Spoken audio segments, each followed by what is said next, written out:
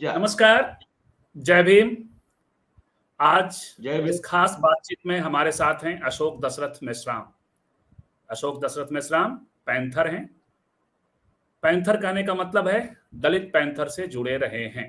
दलित panther की स्थापना 1972 में युवा तुर्कों ने की थी, युवाओं ने की थी।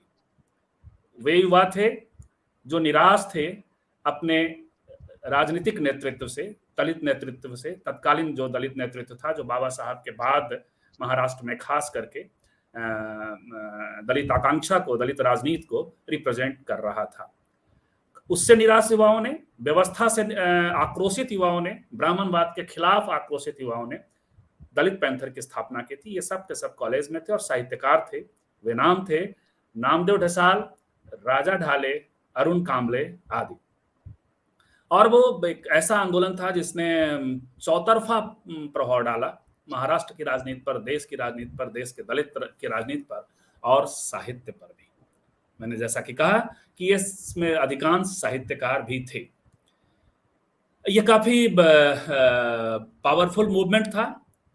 लेकिन इसके बाद अभी 2023 में एक पहल है, हालांकि ये चर्चा में पहले से भी रहा है कि क्या ये दलित शब्द अब भी एप्रोप्रिएट रह गया है, और नए सिरे से पैंथर के गठन को लेकर के, पैंथर को उसी वक्त राजा ढाले और नामदेव ढसाल ने डिसॉल्व कर दिया था। उसके बाद भारतीय दलित पैंथर के रूप में रामदास आठवले ने बहुत दिनों तक उसको चलाया और नामांतर आंदोलन तक खास करके सक्रिय रहा भारतीय दलित पैंथर, और आज भी अलग अलग पैकेट्स में है। इसके बहुत सारे पुराने लोग जो इससे जुड़े रहे हैं, अब उम्र के एक चौथे पड़ाव पे कह सकते हैं, अलग अलग उम्र वय में हैं। तो वो सब मिलकर के एक बड़ी घटना घट रही है महाराष्ट्र में और खास करके विदर्भ में, कि जो पुराने पैंथर हैं वो इकट्ठे होकर के नए सिरे से सोच रहे हैं पैंथर को लेकर कि इसका पुनर्गठन किया जाए, और खास करके जो दलित शब्द है उस पर भी विचार हो रहा है। उसके विचार की अपनी पृष्ठभूमि है, अलग अलग मत हो सकता है दलित शब्द को लेकर के, पूरे देश में अलग अलग धारणाएं हो सकती हैं, लेकिन फिलहाल महाराष्ट्र में एक मुहिम है कि इस शब्द को हटाया जाए और दूसरे शब्दों पर विचार किया जाए। इसकी भी एक पृष्ठभूमि है। ये पृष्ठभूमि यह है कि वहां अधिकांश जो राजनीतिक रूप से जो चेतस और सक्रिय समूह है वो बुद्धिस्ट हो चुका है। तो क्या वो दलित के रूप में अपने को कहलाना पसंद, उसकी एक पीढ़ी है जो पसंद नहीं कर रही है। इसकी एक और पृष्ठभूमि है कि लंबे संघर्ष के बाद बीपी सिंह की सरकार में जो अनिवार्यता होती थी आरक्षण लेने के लिए जाति का सर्टिफिकेट बनाने का, उससे मुक्ति पाई थी। तो जब जाति से मुक्ति पा ली तो फिर दलित शब्द क्यों, ये एक सवाल उठ रहा है। इन सारी पृष्ठभूमि में जो पैंथर का पुनर्गठन हो रहा है, पुनर्जीवन दिया जा रहा है, उसके अगुवा हैं अशोक दशरथ मेश्राम जो हमारे साथ हैं। तो फिर से आपका बहुत बहुत स्वागत है अशोक भाव, और क्या सब हलचल है ये आप बताएंगे अशोक भाव? जी सर। हाँ, तो ये यदि आपने थोड़ा सुना होगा तो अच्छी बात है, नहीं सुना होगा तब भी मैं ये जानना चाहूंगा कि क्या हलचल है, क्या कर रहे हैं, कब कर रहे हैं, थोड़ी सी बात आप जो है। आपकी हमने पूरी प्रस्तावना, विस्तृत जानकारी, उसके सारे रेफरेंसेस आपने रखे। दो सवाल, एक आज के इस चर्चा में एक सवाल महत्वपूर्ण आया है कि वह दलित शब्द को हटाया जाए और उसके जगह नया शब्द जोड़ा जाए। उस पर बाद में आएंगे। पहले आप ये बताएं कि आप कर क्या रहे हैं, कितने तारीख को हो रहा है ये जो अभी आयोजन होने जा रहा है, और ये पुनर्गठन की परिकल्पना क्या है, इसके पीछे कौन लोग हैं? 26 मार्च वर्धा में 26 मार्च 2023 को, ये आने वाले 2 दिन के बाद, एक विद्यादीप सभागृह में क्लोज सेशन होने जा रहा है, जिसमें चर्चा चलेगी और सारे विदर्भ के साथी जिन्होंने अपनी पूरी जिंदगी पैंथर के लिए अपनी कुर्बान कर दी है, जिन्होंने आंदोलन सींचा है, खींचा है, खड़ा किया है, कई लोगों को, बंजर लोगों को जिनका जमीन नहीं थी उनको जमीन दी, बहुत सारे आंदोलनकारी जो है पैंथर से, वो सब साथी उस दिन कुछ चर्चा में मैं पैंथर बोल रहा हूं, ये सब्जेक्ट दिया गया उनको, मैं पैंथर बोल रहा हूं, वो अपने मी अनुभव को कथन करेंगे। मी मी मी पॅन्थर बोलतोय. हाँ, मी पॅन्थर बोलतोय, मराठीमध्ये मी पॅन्थर बोलतोय, मैं पैंथर बोल रहा हूं। वो अपने अनुभव को साझा करेंगे कार्यकर्ताओं के बीच। सारे विदर्भ से कम अभी तो हमारी उम्मीदें बढ़ गई, रोज फोन आ रहे हैं और एक सवाल हर गांव में चर्चा का विषय बना हुआ है, पूरे महाराष्ट्र में चर्चा का विषय बना है। लोग आपस में चर्चा कर रहे, फिर पैंथर खड़ी हो रही, बहुत अच्छी बात। ये लोगों के जुबान पर फिर से शब्द आ चुका है। हर गांव जहां जहां हमने हमारे संपर्क किए इस अधिवेशन के माध्यम से, तो वहां के लोगों ने बताया, जब हम पोस्टर लगा रहे थे तो वहां जब भीड़ इकट्ठा होती थी तो वो कहते फिर पैंथर खड़ी हो रही, बहुत अच्छी बात है, हम आएंगे। ये जो 3 लफ्ज है, ये 3 लफ्जों में ही आने वाले संगठन का भविष्य है, ऐसा एक मैं कहूँगा। 26 जनवरी को हम लोग वर्धा में विद्यादीप सभागृह में क्लोज सेशन करने जा रहे हैं। उस सेशन में पहला यही होगा, दूसरा सब्जेक्ट होगा महिलाओं के इस पर, जिसमें महिलाएं सहभागी होगी, और तीसरा सब्जेक्ट होगा युवाओं के सवाल पर। हम 3 सब्जेक्ट को विषय को लेकर एक क्लोज सेशन में चर्चा करेंगे। पहला ही सेशन मैं पैंथर बोल रहा हूं जब खत्म होगा तो उसके अंतिम समारोपीय सत्र में एक नामकरण का ठहराव है। एक नाम को पैंथर ये ब्रांड नेम है और रहेगा, पैंथर ये शब्द नहीं बदला जाएगा। लेकिन 50 साल के बाद जो स्थितियां बदली है, जो सामाजिक परिवर्तन धाराएं बदली, सोच के आधार बदले हैं, महाराष्ट्र में विशेषतः जो बुद्धिज्म है या बुद्धिस्ट कम्युनिटी है, वो बुद्धिस्ट कम्युनिटी में आने वाली पीढ़ी आज की क्या सोचती है, आज पीढ़ी किस दिशा में हमारा सांस्कृतिक आंदोलन चले, ये सोचती है। तो उस सोच को दिमाग में रखकर, उस सोच को आधार बना उनके द्वारा चर्चा के लिए हमने प्रस्ताव रखा। हमने यूं ही तय नहीं किया, हमने नाम बदलना 10 लोगों में तय नहीं किया। 1.5 महीना पहले हमने सोशल मीडिया पर इस साइट को ओपन कर दिया गया था कि अगर कोई नाम आपके पास हो जो कॉन्स्टिट्यूशनल नेम हो, इमोशनल नहीं। हमने इमोशनल नाम को नहीं स्वीकारना ये तय कर लिया है, लेकिन कॉन्स्टिट्यूशनल फ्रेम का ही नाम होना चाहिए और वही नाम को जोड़ा जाएगा और पैंथर का और उसको पैंथर जोड़ा जाएगा और उसके साथ वो वहां पर हाउस में एक ठहराव आएगा, वो ठहराव रखा जाएगा।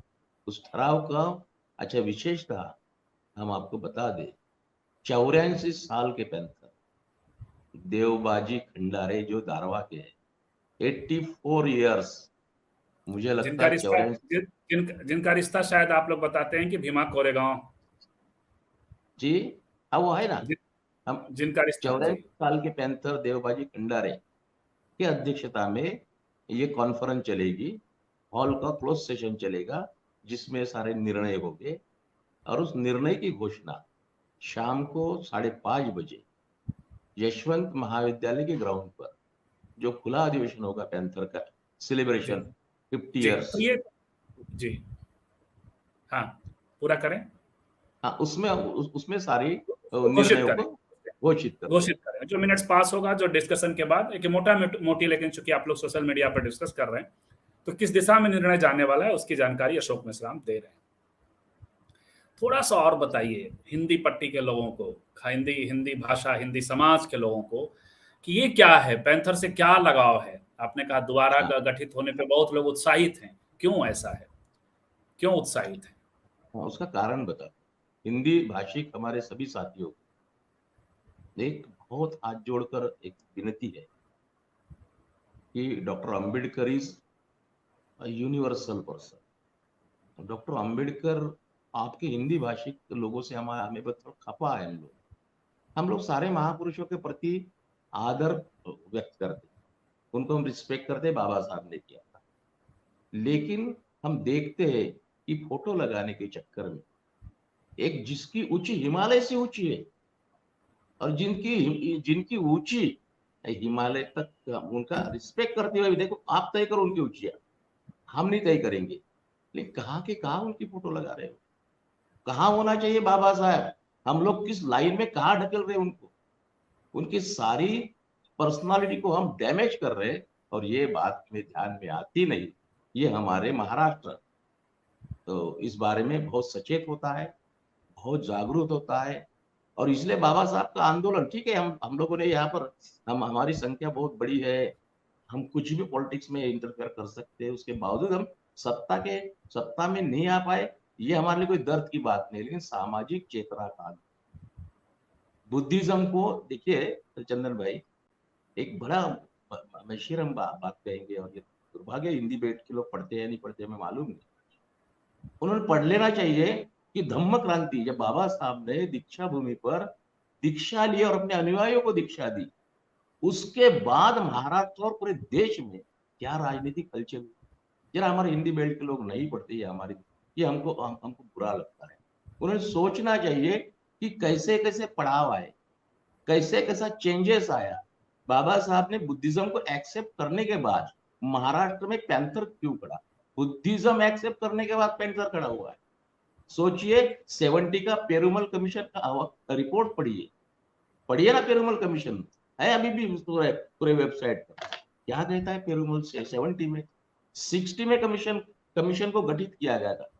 अब हमने पॉलिटिकल कमेंट्स हम करना नहीं है, हम जब सोशल आंदोलन की बात कर रहे हैं, लेकिन उसमें एक पॉलिटिकल सेंस है कि अब 60 में जब एक पेरुमल कमीशन बनता है तो 10 साल रिपोर्ट क्यों छुपा के रखते हो।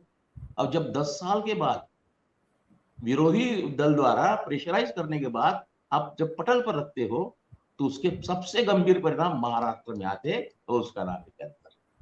वो पेरुमल कमीशन ने कहा ना आपके कि सबसे ज्यादा एट्रोसिटीज, और उस एट्रोसिटीज का जो ढंग है, कपड़े निकाल के फेंकना, औरतों के साथ औरतों के नंगा करके घुमाना, उनके गुप्तांग में कांटे डालना, कांटे, ये महाराष्ट्र में हुआ है। ये महाराष्ट्र का जो जमींदार है ना मराठा, ये सत्ता वर्ग था। ब्राह्मणवाद तो हमारे सांस्कृतिक स्तर पर बैठा हुआ है, लेकिन जो सत्ता में बैठा है, जो मराठा है, जो जमींदार है, उसने क्या कमी की हमसे, उसने तो हमारे औरतों को नंगा घुमाया ना। और ये देखता गया ये पैंथर का नौजवान, उसके विरोध में, उसके मुखालफत में और उससे संघर्ष के लिए पैंथर का जन्म हुआ, खड़ा हुआ, ये उसके प्रोटेक्शन के लिए खड़ा हुआ। और जिस प्रोटेक्शन के लिए इस ढंग से खड़ा हुआ चंदन भाई, आपको बता दूं, और मैं हिंदी बेल्ट के भाइयों से मैं एक आह्वान करूंगा, पैंथर को पूरे देश में बड़ा कीजिए। पैंथर ने कभी एसपी को, कलेक्टर को और मिनिस्टर को कभी चिट्ठी नहीं भेजी अंदर जाने के पहले, उस लात मार के गया है। पैंथर का जो चलिए, गुस्सा हिंदी बेल्ट से भी कुछ टेस्ट हम लोग आपको देंगे। फिलहाल बात करते हैं कि तो वो उसके बाद जो ये संगठन खड़ा होता है, उसका व्यापक प्रभाव साहित्य पे प्रभाव पर खास करके पड़ता है। थोड़ा लोगों को बताइए किस तरह से राजा ढाले की कविता ने जो तिरंगा को लेकर के जो कविता होती है उसको लेकर काफी हंगामा होता है, संसद तक में हंगामा होता है। रिडल्स ऑफ हिंदुइज्म को लेकर के आगे चल के रिडल्स ऑफ हिंदुइज्म का संघर्ष होता है।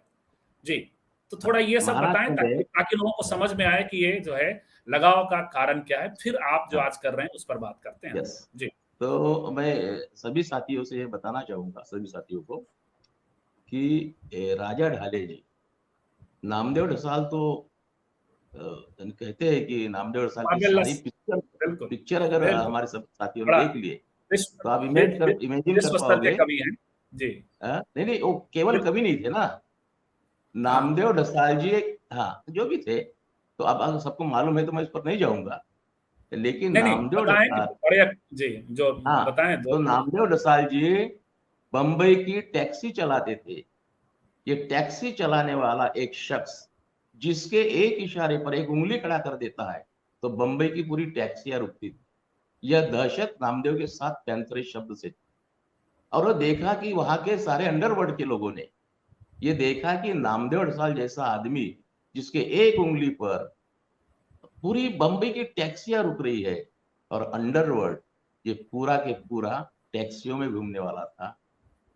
नामदेव ढसाल जी टैक्सी चलाते थे, और मैं आपको बताऊं जिनको बहुत पॉपुलर नाम, महाराष्ट्र के 2 underworld don popular, Haji Mastan और एक शख्स है, अभी उनका नाम मुझे नहीं आएगा, उनकी फोटो भी है, जिनके कांधों पर नामदेव ढसाल के हाथ, नामदेव ढसाल बीच में खड़ा है, बिल्कुल वो हाजी मस्तान साहब इधर खड़े हैं, करीम लाला इधर खड़े करीम हैं, लाला। दोनों अंडरवर्ल्ड डॉन है, और नामदेव ढसाल उनके कांधों पर अपना हाथ रखा है और सिगरेट पी रहा है।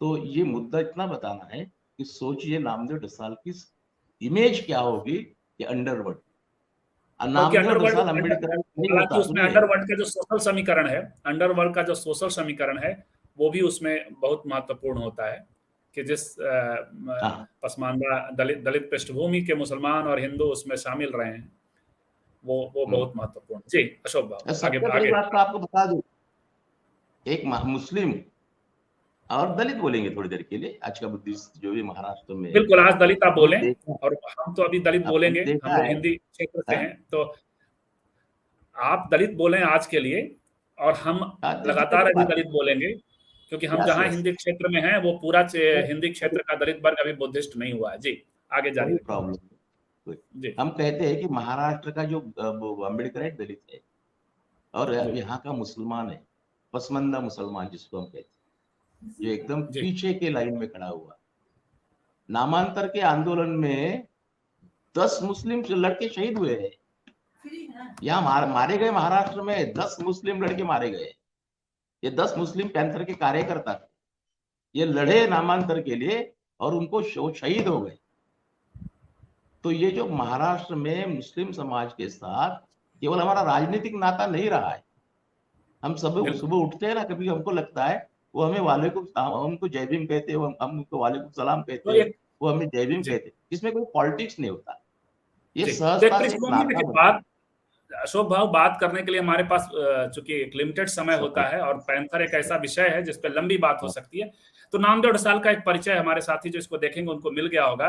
वो राजा ढाले प्रकरण बताइए कि वो क्या था, जो राजा ढाले जो का प्रसंग बता जो दूं, कविता उन्होंने तिरंगा एक पे लिखी थी। साधना नाम का साप्ताहिक चलता था, जो जी सोशलिस्ट ब्राह्मण लोगों का था। सोशलिस्ट ब्राह्मण महाराष्ट्र के एक सब साधना जी नाम का साप्ताहिक जी चलाते थे, काफी प्रतिष्ठित साप्ताहिक माना जाता था। और उसी वक्त राजा ढाले जी और पैंथर का आंदोलन बड़ा तेजी पर था, और किसी गांव में एक औरत की पूरे कपड़े छोड़कर नंगा घुमा लिया था, और उसको सजा हुई थी 50 रुपया, आरोपी सजा के तौर पर उसको 50 रुपए की सजा दी गई थी कोर्ट ने। तो ये नाम राजा ढाले जी ने ये लिखा था तो साधना में कि एक औरत की साड़ी छोड़ने के बाद, दलित औरत की साड़ी छोड़ने के बाद उसकी सजा अगर 50 रुपए होती होंगे, और तिरंगे का अपमान, हमारा देश का जो तिरंगा है उसका अपमान होने पर राष्ट्रध्वज अगर बनता होगा, तो ऐसे तिरंगा हम वो पीछे से पोंछ कर फेंक दे। बिल्कुल। तो इतना बड़ा, पुथन्ना शब्द का इस्तेमाल किया था। वो ऐसा शब्द का उन्होंने इस्तेमाल किया। उन पर बाद में सब बहुत हुआ, रूपाताई बिल्कुल। तो कुलकर्णी जी को ये वहां एक से एक निकाल देखिए दिया गया। जी, तो कुल मिलाकर ये पूरा एक चौतरफा मतलब एक सेंटिमेंट था, और काफी बड़ा एक संघर्ष स्टेट से भी था, समाज से भी था, ब्राह्मणवादी सिस्टम से भी था। तो ये एक बात थी कि जो संघर्ष जारी था। अब आप इसके कारण एक लगाव है, और इसी कारण से आपको संदेश आ रहे हैं बड़े अच्छे कि आप लोग कोई भूमिका ले रहे हैं, तो एक अच्छी बात है। लेकिन इसके पॉलिटिकल निहितार्थ भी होंगे। अभी जो दलित नेतृत्व है वो एकदम हमने वैसा ही मौका है। 72 में जो 72 में जब स्थापना के वक्त का जो दलित नेतृत्व था, हालांकि उन लोगों ने जो काफी हद तक बड़े आंदोलन किए, खासकर जमीन वितरण के आंदोलन आरपीआई, तत्कालीन आरपीआई के तहत चला था। लेकिन आज के नेताओं से शायद एक निराशा भी है, इसलिए भी मुझे लगता है कि दलित पैंथर का। लेकिन एक सवाल उठेगा, लोग पूछेंगे कि इसके पॉलिटिकल निहितार्थ क्या हैं। भले ही आप इसकी बात सोशल कहें कि एक सोशल मूवमेंट है, लेकिन बहुत सोशल और पॉलिटिकल में कभी भेद रहा नहीं है। दलित मूवमेंट में तो कभी नहीं रहा है, डॉक्टर अंबेडकर के सामने भी कभी नहीं रहा है। अशोक भाव। नहीं, हमको साफ रूप से बताते थे चंदन भाई, हमने जब यहाँ ये इस आंदोलन को खड़ा करने की सोचे, तो उसी दिन हमने ये निर्णय ले ली कि हमारे नेताओं, हमारे जो भी नेता है, रिपब्लिकन पार्टी चलाने वाले जितने भी नेता है, उन पर बेमतलब टिप्पणियां नहीं करने का, उनको उनका उनको ठीक है, आप नहीं करेंगे, लेकिन हम सवाल करेंगे कि उसका असर तो होगा। हाँ, आप हो तो नहीं, सुनिए ना, होगा ना असर, निश्चित रूप से असर होगा। लेकिन हमने ये तय कर लिए कि पहले तो हमारा हम घर क्या, हमारा घर इतना बिखरा हुआ है, इतना बिखराव है हमारे घर, और आने वाली शायद हो सकता है समय आज से भी ज्यादा खतरनाक, अभी नहीं है, अभी हमको मालूम है। अभी मैं तो आपको साफ एक रूप से बताता हूँ, इस देश में सरकार बीजेपी की है, इस देश में सरकार कांग्रेस की है। ये लड़ने वाली कौम, ये जान देने वाली कौम, ये 10 साल का बच्चा, या सॉरी 10वीं क्लास का बच्चा जब अपना किसी नामांतर या किसी आंदोलन में मर जाता है तो उसकी माँ कहती है कि बाबा साहब के लिए मर गया। ये महाराष्ट्र के आंदोलन का चरित्र है। इसलिए चाहे बीजेपी की सरकार हो, मोदी सरकार, किसी भी सरकार हो, चाहे कांग्रेस की, उन्होंने कतई ऐसे किसी मुद्दों को, हमारे जो इस देश को, नेशनलिटी को क्रैश करे, जो कास्ट डिस्क्रिमिनेशन करे, जो एक्सप्लॉयटेशन की भाषा बोले, जो एक मागा, जितने भी समूह, पिछड़े समूह, जो भी पिछड़े समूह है, पैंथर ने कोई केवल दलितों के लिए अपना आंदोलन नहीं खींचा। नहीं, बिल्कुल, बल्कि अभी मैं बताऊं, मुस्लिम, आपसे शेयर करूं, महाराष्ट्र के यवतमाल में ही शायद, या बणी में 1989 में, 1989 में या 88 में एक प्रोग्राम हुआ, साहित्य सम्मेलन हुआ। उस साहित्य सम्मेलन में, अब दलित शब्द की व्यापक परिभाषा रही, मैं दर्शकों को भी बता दूं कि दलित पैंथर ने जो परिभाषा दी थी दलित शब्द की, उसमें तमाम जो वंचित समुदाय हैं, SC ST OBC भी, OBC के भी जो वंचित समुदाय हैं, महिलाएं और ट्रांसजेंडर शामिल थे। और जो अशोक भाव वो कार्यक्रम हुआ है, उसमें यहाँ से बिहार से कुछ OBC के साहित्यकार गए थे, यादव साहित्यकार गए, जो जन संस्कृति मंच नाम से संगठन चलाते थे, आज भी है वो संगठन, CPI ML का संगठन है। तो ये व्यापकता थी दलित शब्द की। जी, आप जारी रखें। नहीं, दलित शब्द देखिए, ये मैं तो फिर बार बार ये कह रहा हूँ कि दलित ये जो शब्द है, ये देखिए, दलित, बाबा साहब भी कहते हैं कि दलित अवस्था होती है, परमानेंट नहीं होती। उस अवस्था से आप बाहर गिरने के बाद, अभी हाई क्लास सोसाइटी यहाँ बन गई है, या महाराष्ट्र में, जी, मैं उस डिबेट में नहीं जा रहा हूँ। आप चूंकि कह रहे थे कुछ, उसमें मैंने ऐड ऑन किया कि OBC के वर्ग के भी लोग, वंचित लोग उससे जुड़े रहे। मैं उस डिबेट को आज मैं नहीं खोलना चाहता। दलित शब्द से OBC साथ में आया, OBC साथ में, लेकिन हमने देखा ना कि मोटे पैमाने पर इस आंदोलन के साथ कोई भी समाज साथ में नहीं आया।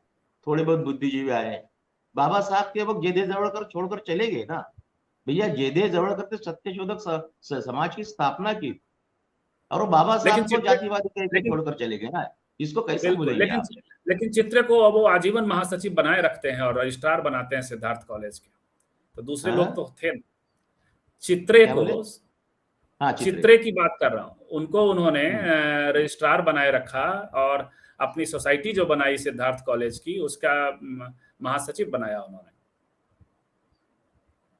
तो देखो, बाबा साहब की पूरी लड़ाई ये ब्राह्मणिज्म और ब्राह्मणिज्म द्वारा आया हुआ कल्चर, जो विषम कल्चर है, उसके खिलाफ थी। वो बाबा साहब ब्राह्मण के खिलाफ कभी लड़े नहीं। हम भी लाइब्रेरियन, बिल्कुल, बल्कि लाइब्रेरियन भी उनके SS रेगे थे, और बहुत सारे OBC के नेता भी साथ में थे। हाँ, बहुत सारे लोग बाबा साहब साथ रहे हैं, बाबा साहब के शागिर्द रहे, बाबा साहब को अपना सब कुछ मानने वाले रहे, लेकिन उनके समाज के लोगों ने उन्हीं को बहिष्कृत कर दिया। चलिए, तो एक बड़ी मुहिम है जिसको आप कर रहे हैं, हम सबके सदिच्छाएं रहेंगी कि दोबारा दलित पैंथर जो अपने नए नाम के साथ जो आप कर रहे हैं महाराष्ट्र में, तो वो एक फिर से उसमें एक जीवन आए, पुनर्जीवन आए, और युवा जुड़े। पुराने लोगों को आप जोड़ रहे हैं, और पुराने लोगों को जोड़ना बहुत जरूरी है। एक सुंदर अंडरलाइन आपको दिया है। मैंने दोपहर में मैंने सोचा कि बोला फेसबुक और लिखना तो क्या लिखूं यार, आज बस इतना ही लिखूंगा। अरे पैंथर फिर खड़ी हो रही, अच्छी। बिल्कुल, तुम्ही दलित पैंथर बोलतोय, मैं पैंथर, सॉरी, मैं पैंथर बोलतोय के नाम बोल रहा हूँ, टैगलाइन के साथ मैं पैंथर बोल रहा हूँ। बिल्कुल, वर्धा जैसी जगह पे नागपुर से 80 किलोमीटर दूर ये आप कार्यक्रम कर रहे हैं, और फिर से एक पुनर्जीवन दे रहे हैं, एक इतिहास को रिविजिट भी कर रहे हैं और वर्तमान के साथ आप संवाद भी कर रहे हैं। नए लोग भी जुड़े, और कई बार बौद्धिक बैठकों की बहुत जरूरत होती है, मंथन की बहुत जरूरत और होती एक है, विशेष तो बात कर बता रहे दूं आपको चंदन हैं। भाई, जी। एक विशेष बात 1 मिनट में। हाँ एक मेश्राम साहब ही है कोई अमरावती के, जी जिन्होंने एक कोर्ट में केस डाली थी दलित शब्द पर। जी वो ही बिल्कुल उस दिन आ रहे हैं जिसको कोर्ट ने अलाउ किया, फिर स्टेट ने उस दलित शब्द को हटा दिया। ये मसला जी चला ना यहाँ पर महाराष्ट्र में। बिल्कुल बिल्कुल, तो इस पर हम अलग बात करेंगे, क्योंकि अलग हमारा भी अपना अलग अलग ओपिनियन है, विषय। ये थोड़ा सा अलग चला जाएगा। फिलहाल पैंथर से हम सब की भावनाएं जुड़ी हुई हैं। अब वो उसके उसके बड़े प्रभाव रहे हैं, और जरूर आपका हिंदी प्रदेश में भी, हिंदी भाषा भाषी क्षेत्र में भी जरूर स्वागत करेंगे। लोगों से आग्रह करेंगे कि लोग करें। हमारी अभी सदिच्छाएं कि ये बहुत सफल आयोजन हो, और सफल संगठन फिर से हो, सफल रिविजिट हो इतिहास का, और सफल संवाद हो वर्तमान से। बहुत बहुत धन्यवाद अशोक भाव। जय भीम। देखते रहिए स्त्रीकाल। ऐसे अन्य बातचीत के लिए, ऐसे अन्य मुलाकातों के लिए देखते रहिए स्त्रीकाल। स्त्रीकाल यूट्यूब चैनल को सब्सक्राइब करिए, लाइक करिए, अपने दोस्तों को भी बताइए। बहुत बहुत धन्यवाद।